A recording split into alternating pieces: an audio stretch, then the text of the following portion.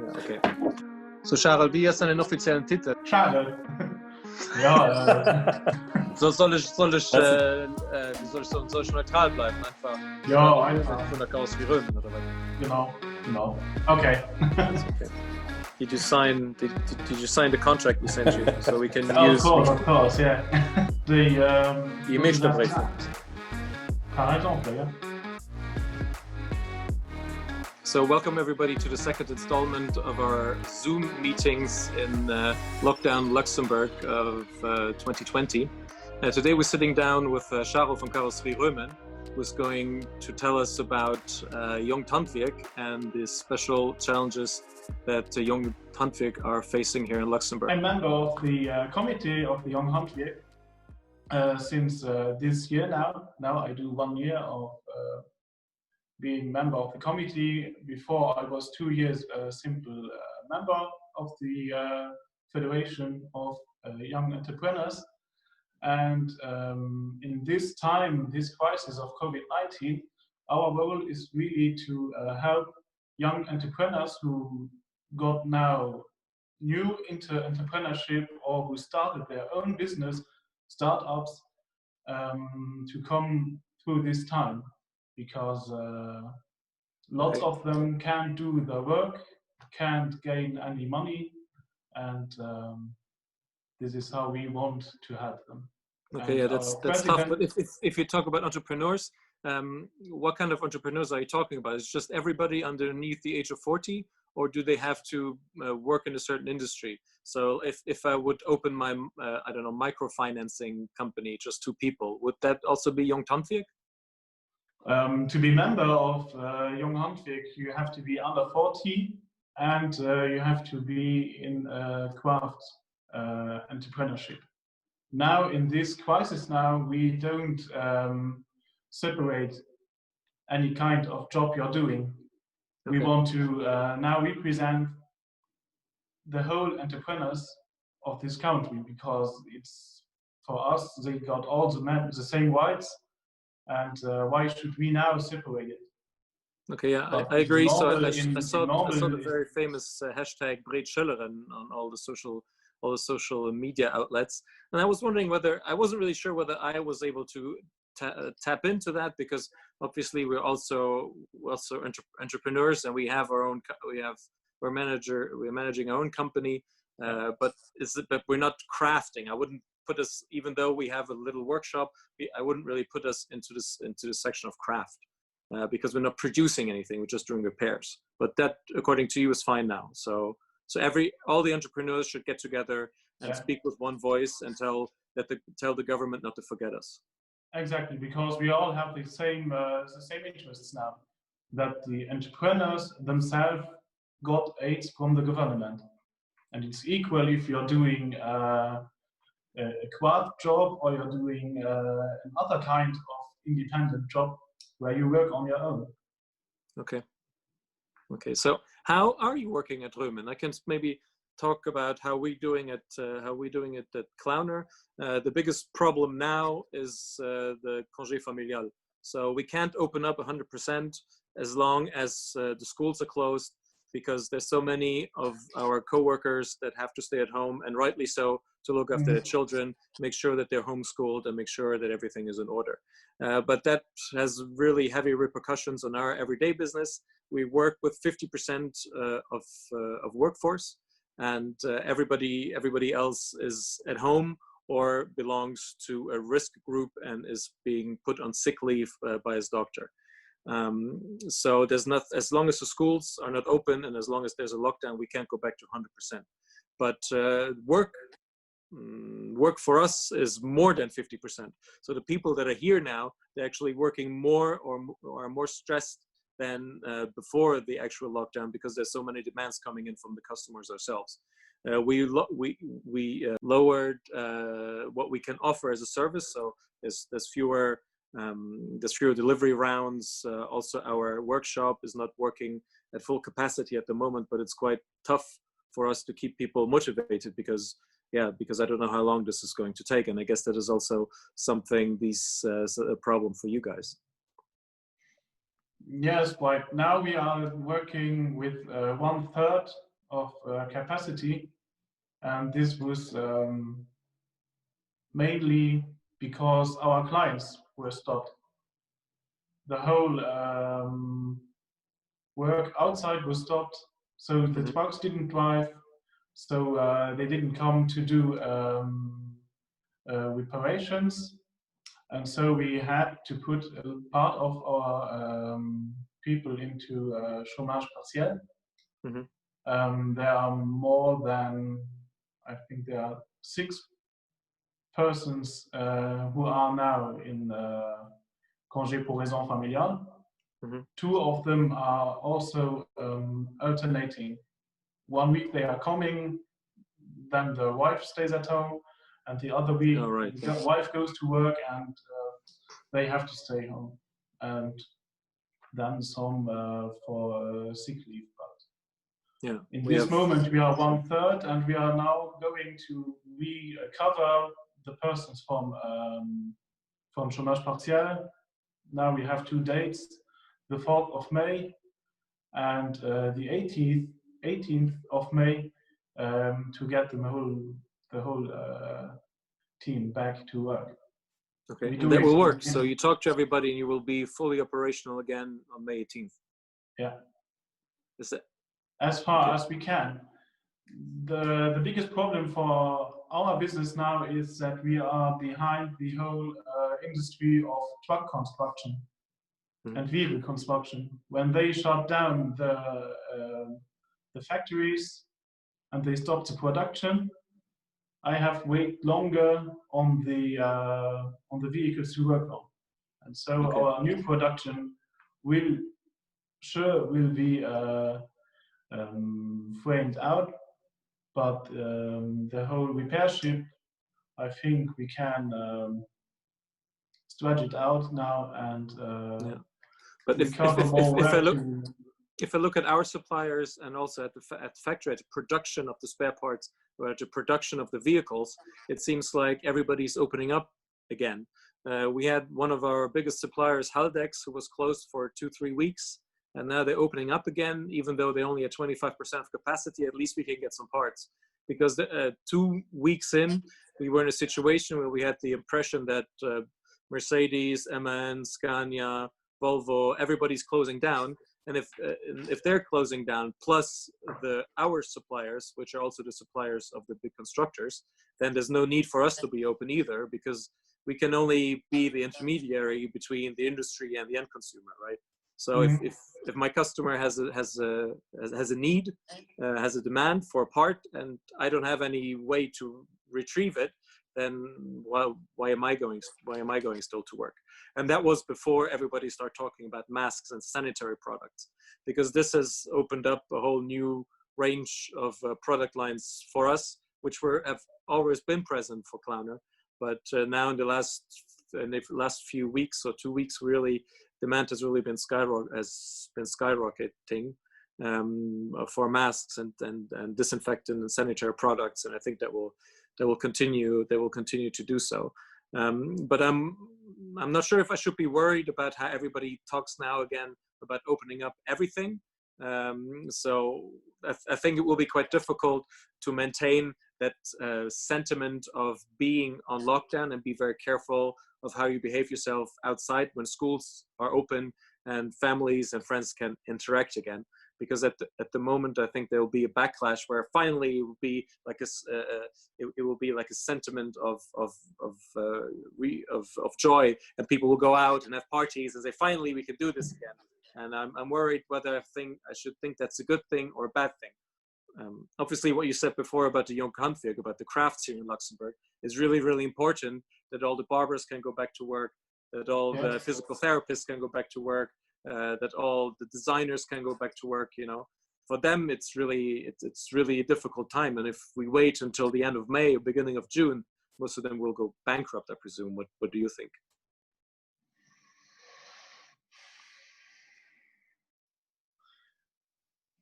Do you think there's any they're in big financial trouble now already, or does it really depend and it's difficult to make a swooping statement like that? I think lots of companies already planned the financial situation now for this year. I think that we will not have very much bankruptcies, but more that the economy will turn much slower. I see it in our company now. We had normally took every year a decision. These machines, these tools, and these investments we want to do. And this year we said, okay, everything we did right now till now is okay. We started the investment, and we will do it till the end. But we won't start now bigger new investments for this year until we see how the situation will be, because nobody really knows if it will return back, if the health situation will become worse again, or if it becomes better. And on these two facts, the economy turns around. That's true, but I think that's more. I see now in our business that much companies already did it before the lockdown, that they said, okay, we got your price, but we want to wait until September or October until we take a decision if we will buy a new truck or not. Yeah, exactly. But I think the difference is here, you are still able to make the decision whether you want to buy one or not. I think a lot of, because we both work in companies that have been around for quite a few years and have maybe a better treasury than other companies that have just opened up in the last 5 years.